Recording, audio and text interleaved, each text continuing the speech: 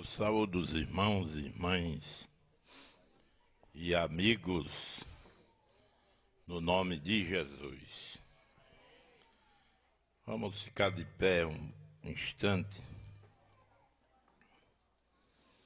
enquanto eu leio no capítulo 13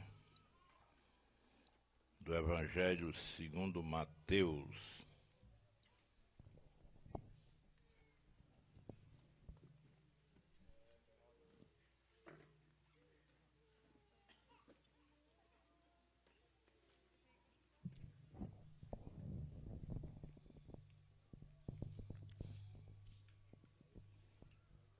Versículos 18 em diante. É um texto bem conhecido de todos nós, onde vamos refletir um pouco nessa escritura.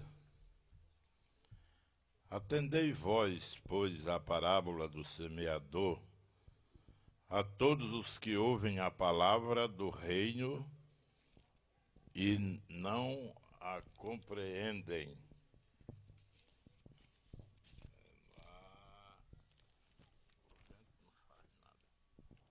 Nem esfria, nem nada. E não compreendem. Vem o maligno.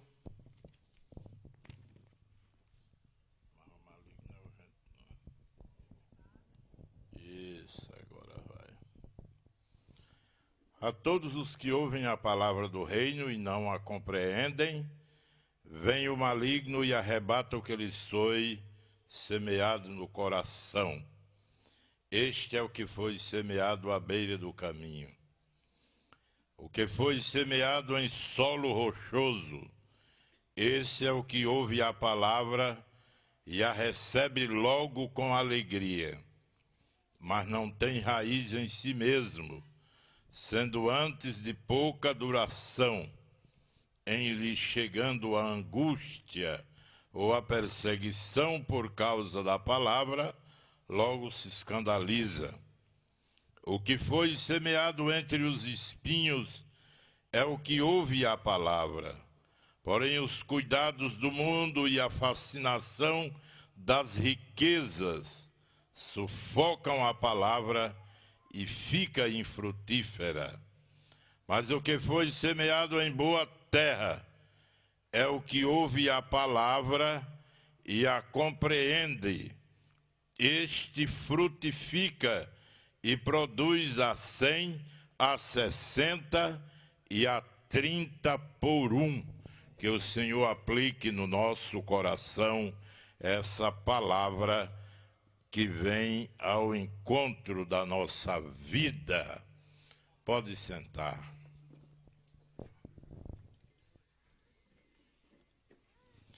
Meus irmãos e irmãs e amigos, nós agradecemos a Deus e a vocês estarmos aqui com a oportunidade de refletir com vocês na palavra do nosso Deus hoje à noite. A Igreja de Cristo em Catolé do Rocha, que hoje comemora o 36º ano de organização, é uma das igrejas que a gente não consegue tirar nem da mente nem do coração. Porque aqui nós tivemos uma batalha grande para chegar até aqui. E também as questões relacionadas com as bênçãos que a gente recebeu por causa da nossa vinda até aqui, no começo, até agora, elas, na verdade, marcam a nossa vida durante a nossa existência. Então, a gente não esquece mesmo que queira esquecer, não consegue. E agradeço ao evangelista João Bosco, que nos convidou para esse momento ministrar o recado de Deus para os irmãos e as irmãs e os amigos. Deus seja eternamente louvado por causa da sua misericórdia. Dá uma salva de palmas para o Rei, o Senhor. Amém. Graças a Deus. Mas eu gostaria de ser breve, tomara que eu consiga, porque dizem que a gente, quando está deixando a juventude e entrando para a velhice, a gente fica conversador. Eu tenho medo que eu esteja ficando assim.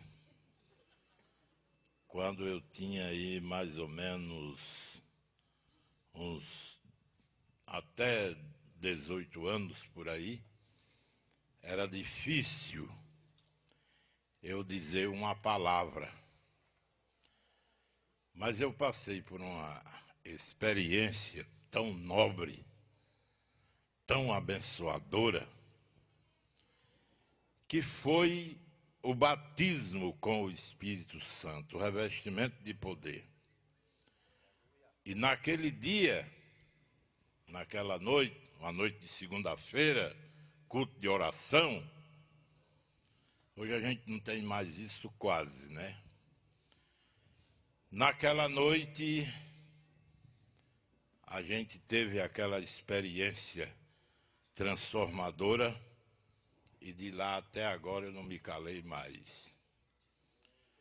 O meu problema, por causa da idade, é que eu acho também que eu estou falando já demais.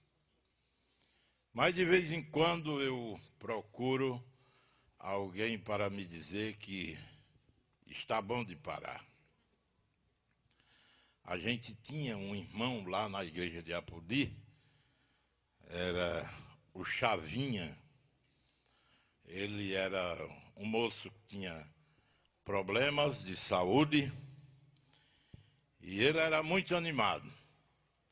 Enquanto cantávamos os hinos, os louvores, ele batia a palma, levantava as mãos e era uma riqueza. Aí quando dizia assim, vamos ouvir a palavra, aí ele mudava o comportamento. Aí começava a dizer, tá bom, tá bom, tá bom. Mas o Chavinha já foi para a glória e eu estou sem ninguém para me avisar que tá bom. Mas eu faço uma forcinha e dá certo. Meus irmãos e irmãs e meus amigos,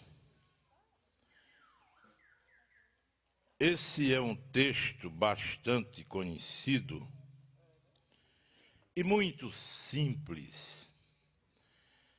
E é de uma simplicidade que todos os crentes praticamente conhecem. Alguns sabem decorado. A parábola do bom, a parábola do semeador, eu já ia dizer do samaritano.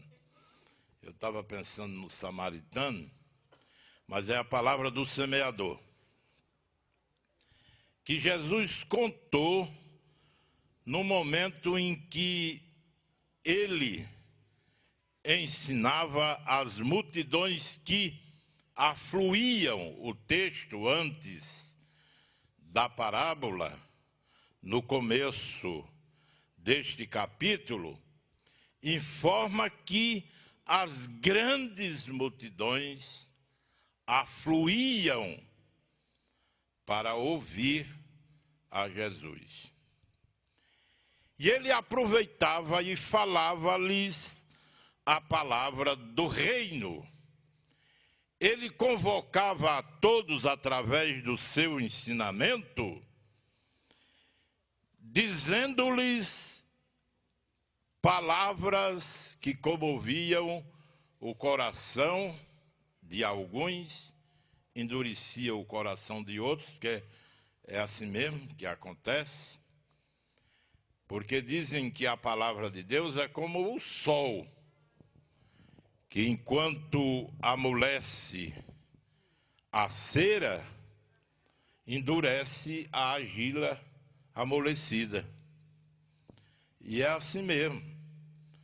A gente vai vivendo e vai descobrindo que isso é uma realidade palpável, que a gente pode perceber claramente essas coisas simples que Jesus ensinava. E quando as multidões ouviam, ficavam embevecidas por aquilo que ele ensinava. Então ele aproveitava, porque era um momento que apanhava as pessoas, nem sempre ele tinha gente assim, desejosa de ouvir a palavra. Normalmente as multidões estavam lá, mas em alguns momentos elas quiseram jogá-lo do alto para baixo, no despenhadeiro. Outros momentos saíram para matá-lo e ele passou no meio deles e foi embora o seu caminho. Então, eram momentos que ele aproveitava quando essas multidões afluíam para ouvir a palavra da redenção. E nessa parábola que ele contou, ele faz alguns destaques especiais que convergem para o ensinamento central desta parábola. Meus irmãos e minhas irmãs e meus amigos, Jesus não tinha por costume desperdiçar palavras e nem tentar impressionar. Já notaram isso? Ele nunca tentou impressionar. Quando Herodes mandou um recado para ele, ele mandou um recado de volta.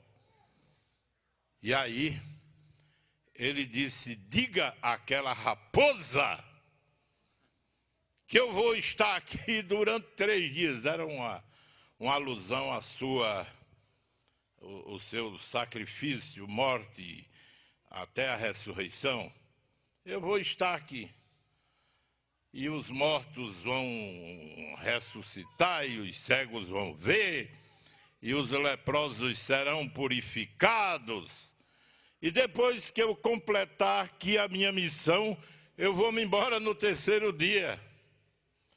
Mas enquanto isso, tranquilo, a gente continua aqui. Ele não tinha por hábito impressionar ninguém. Porque essa questão de tentar impressionar realmente provoca muitas dificuldades para quem está ouvindo a palavra da redenção. Você ou impressiona ou você prega a palavra. É como às vezes a gente vai pregar e os irmãos ficam tocando aquela música. Eu gostei de vocês porque vocês não fizeram isso. Porque toda vez eu tenho que pedir. E aí fica chato, né? O irmão está lá com tanto desejo, com tanto amor, com tanto zelo, tocando aquelas músicas. Aí eu digo assim: irmão, por favor, eu não gosto. E eu não sei se eu estou certo, mas porque essa é a minha experiência. Ou eu ouço a música, ou ouço a palavra. Eu sou assim. como eu tenho essa dificuldade, eu prefiro na hora ouvir a música. E aí perco.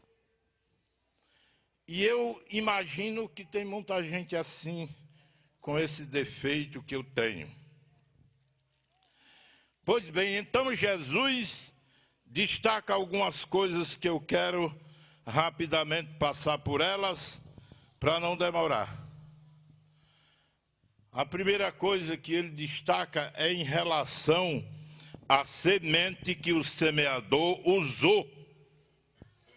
A gente nota aqui no Evangelho segundo Mateus, por diversas oportunidades, o evangelista diz que, não diz a semente, diz o semeador semeia a palavra, e a palavra que cai no caminho, e a palavra que, dando a entender que a semente que o semeador lança na terra é realmente a palavra. No capítulo 8 e o versículo 11 do Evangelho segundo Lucas, diz lá no texto, diz textualmente que a semente é a palavra de Deus. O que pode nos dar prazer, grande prazer, no momento de uma semeadura, a não ser que nós estejamos lançando na terra fértil, ou com dificuldades como são essas aqui, colocadas por Jesus, a terra à beira do caminho, entre as pedras e entre os espinhos. São terrenos diversos, mas você só tem o direito de semear um tipo de semente, que é a palavra de Deus.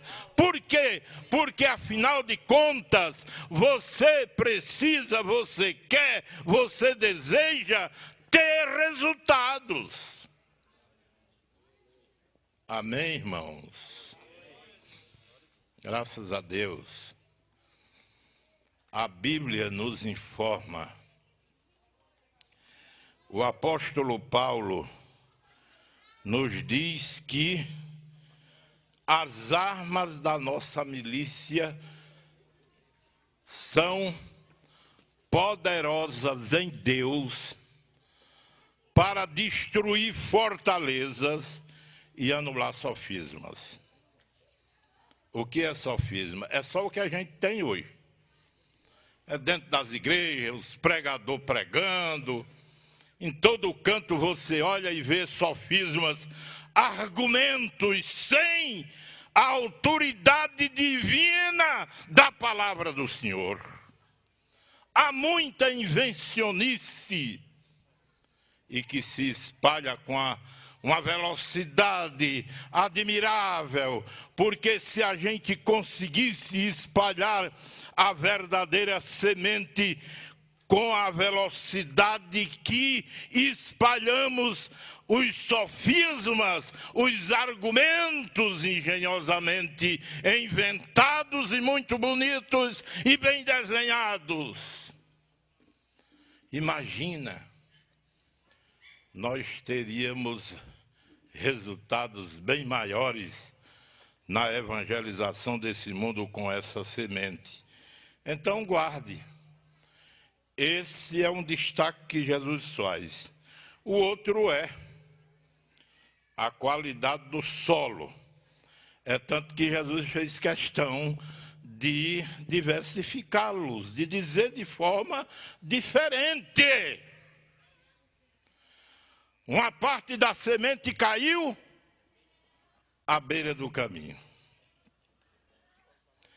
Aí o que aconteceu? As aves dos céus comeram. Aí a Bíblia diz que é quem que tira, ela nasce, e com alegria, de repente nasce. Aí quem é que tira de lá? Aí vem o diabo e arrebata. Porque à beira do caminho não é lugar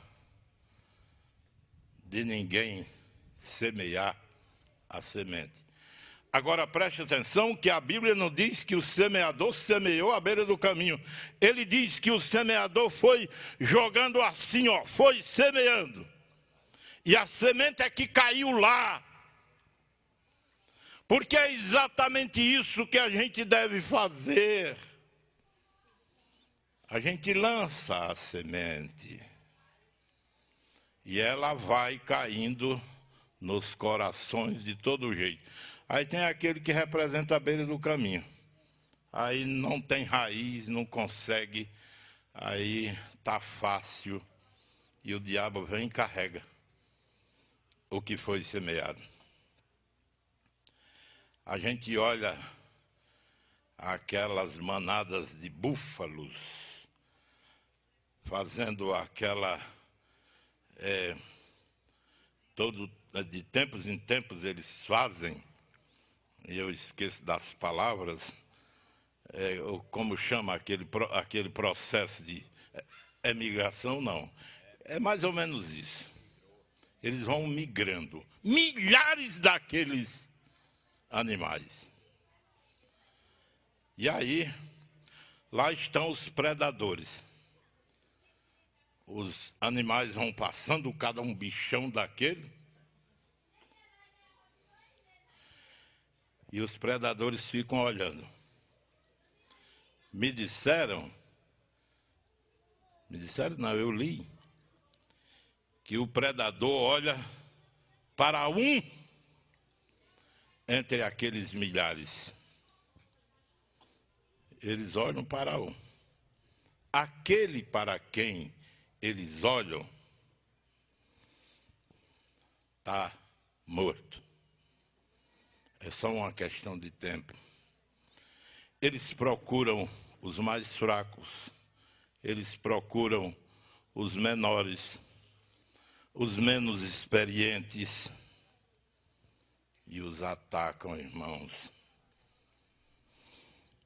E não deixa nada. Só a ossada. E para que é que serve a ossada de um animal daquele? Depois de ruído, como eles roem. O diabo faz isso também. Ele fica na igreja olhando.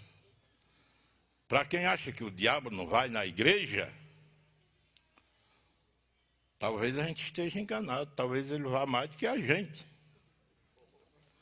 É claro que os interesses dele são uns, os nossos, graças a Deus, são outros.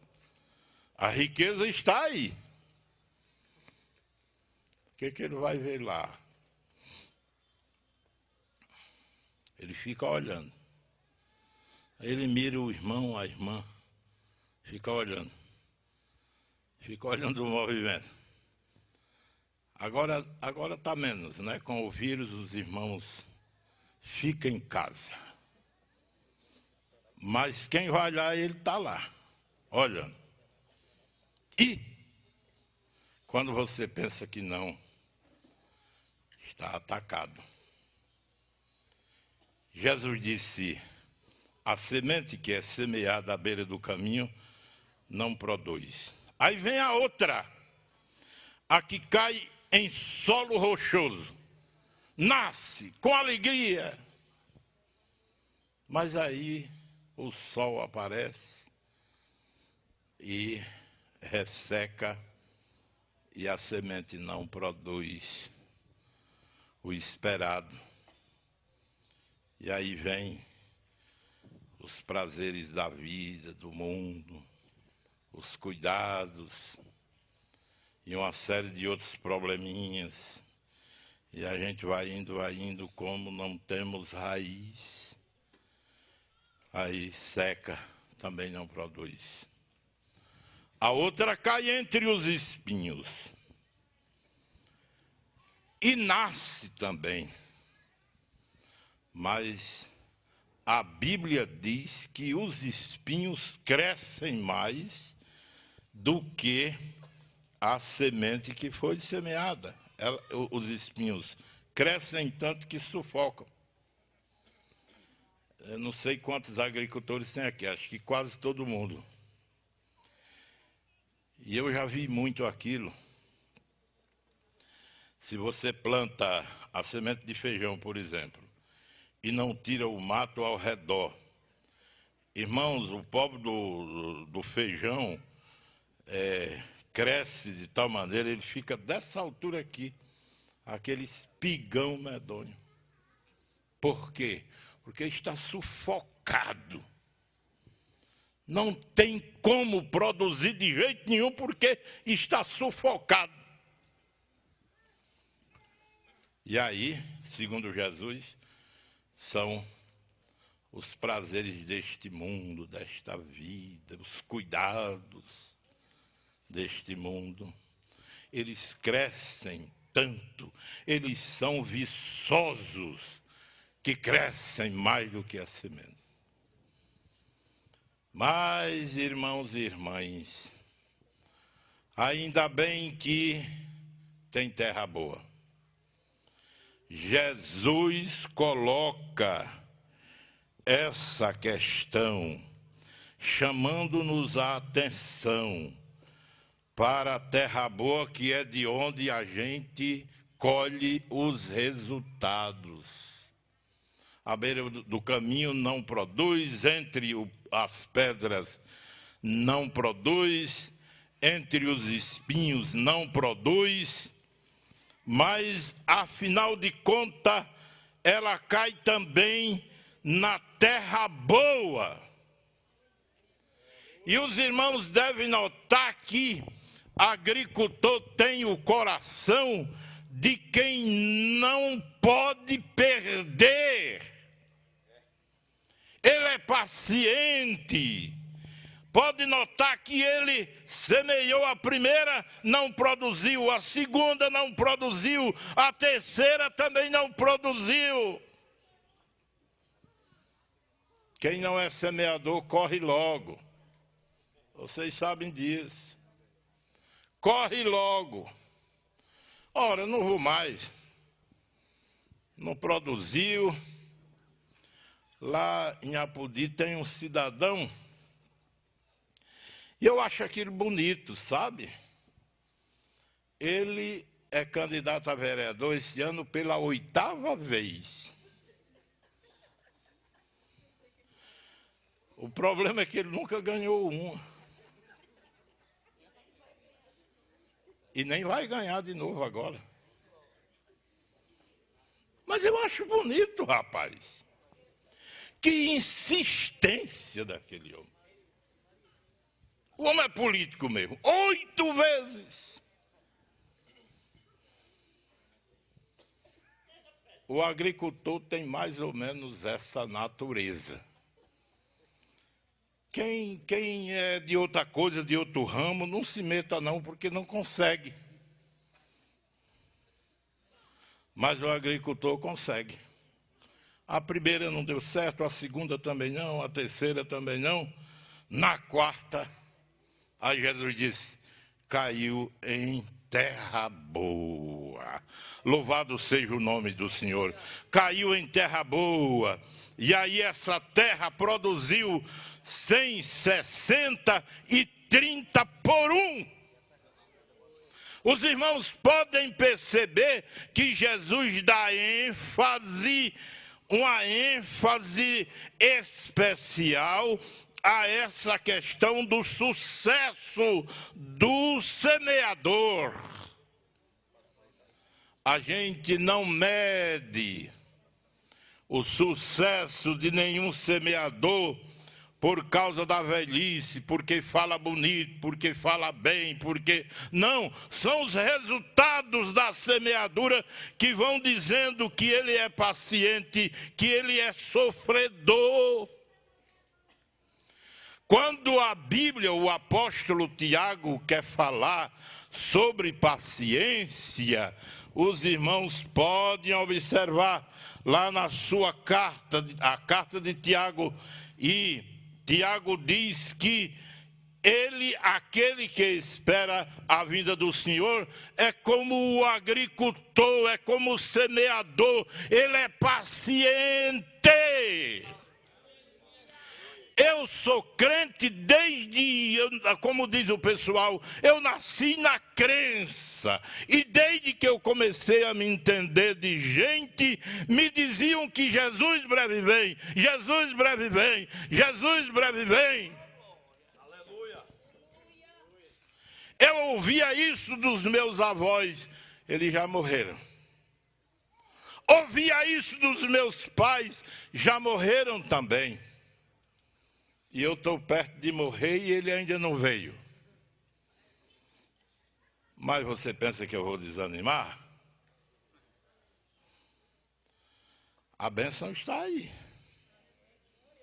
Desanimo nada, homem. Porque se eu morrer, eu vou para lá.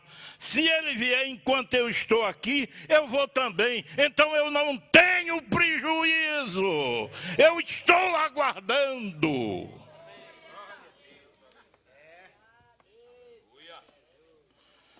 Agora, se a semente está na beira do caminho, aí começa a blasfemar. Esse negócio de ser crente é uma besteira. Tem futuro não. Ó, eu já estou com essa idade. E Jesus não veio. Você pode ser surpreendido. Essa semana estourou lá um prédio. Em Apodi, desceu, o prédio desceu. Mas, menino, o que tinha de mulheres e homens também, chorando e gritando, é Jesus que está voltando, é Jesus que está voltando. Eu quero ver um crente preparado e numa dessas. Vai não. A fé está enraizada, está em boa terra. A fé está numa terra fértil, que tem todos os nutrientes necessários para que ela nasça, cresça, floresça, produza e produza muito. E bons frutos. Aí tem umas coisas interessantes. Tem um irmão lá que tem um sítio, tem cada mangueira. E nessa época agora faz lama, lá é manga demais. E esse ano vingou muito. Aí as mangas ficaram desse tamanho aqui. Aí eu perguntei o porquê. Isso é porque vingou demais. Aí não cresce. Agora tenha certeza de uma coisa.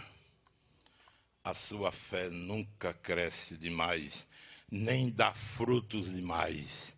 Ela dá na medida. Note que Jesus deu a medida, 100, 60 e 30 por 1. Não é demais. Se você produz 100 por 1, não está produzindo demais. Agora, para terminar o meu testemunho aqui com vocês, Jesus olha para a multidão e diz: quem tem ouvidos para ouvir, ouça. Ouça. Irmão, irmã e amigo, a gente ouve muita coisa nesse mundo. E a gente ouve com satisfação. Está saindo aí, vai sair, e vai levar muita gente. A tentativa, que não vai ser somente tentativa, vai acontecer mesmo. Depois eu venho aqui dizer a vocês. Essa tentativa, dizem que a Bíblia está precisando ser corrigida. Ser alterada. arcaica, velhinha, coitada. A gente vai modificar, a gente vai colocar uma verdade, adicionar. Mas há uma coisa que essa gente não percebe. É que essa escritura que está aí, e que a gente lê, ela não é apenas letra, ela não é apenas literatura, ela não é apenas livro, ela não é apenas papel e tinta. Se querem corrigir alguma palavra em questão de ortografia, tudo bem, mas mudar, na Bíblia está... esses acontecimentos aí, homem casando com homem, mulher casando com mulher, a gente tem que adequar a Bíblia para essas coisas. E as igrejas vão ficar assim de gente, adotando isso. Porque a escritura que está aí não é só literatura. A escritura que está aí é a palavra de Deus. Ela foi inspirada pelo Espírito Santo. Ela foi inspirada pela vontade soberana de Deus.